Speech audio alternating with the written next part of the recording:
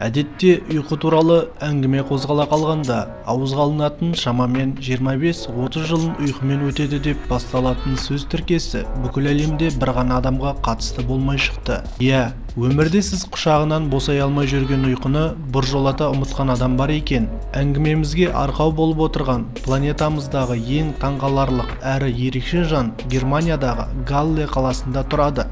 Оның есімі Яков Цепирович. Сәлем достар, пайдалы ақпарат арнасына қош келдіңіздер.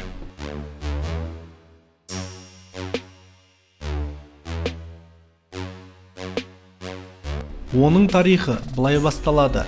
1979 жылы бұл кісі қатты уланып қалып, клиникалық өлім аузына тап болады. Клиникалық өлім шамамен 1 сағатқа созылып кетеді. Жалпы клиникалық өлім мыңдаған адамдар бастан кешіріп жататын қалыпты құбылыс. Реймонд Маудидің бұл жайлы өмірден кейінгі өмір деген еңбегі бар. Бірақ Яковтың жағдайы таңқаларлық еді.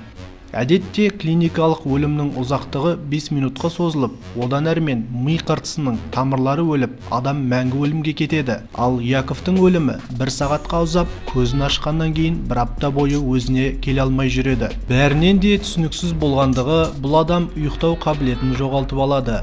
Ұйықтай алмағандығы былай тұрсын, мүлде жатып тыныға алмайтын жағдайға жетеді.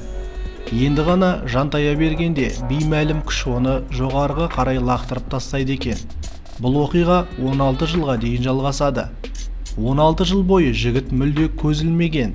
Ең мықты дәрігер мамандардың өзі кеселдің себебін де емін де таба алмады. 1995 жылдан бастап ол йогамен айналыса бастайды. Шығыстық медитациялармен жақын танысып, өз-өзін қолға алады. Нәтижесінде күніне 2-3 сағат көз ілуге мүмкіндік алады. Бір қызығы, осы жылдары Яков Цепировичтің сырт келбеті мүлде өзгермеген. Қазір оның жасы 51-ді алқымдады. Алайда, оған қарап 25-ке енді келген деген ойда қаласыз.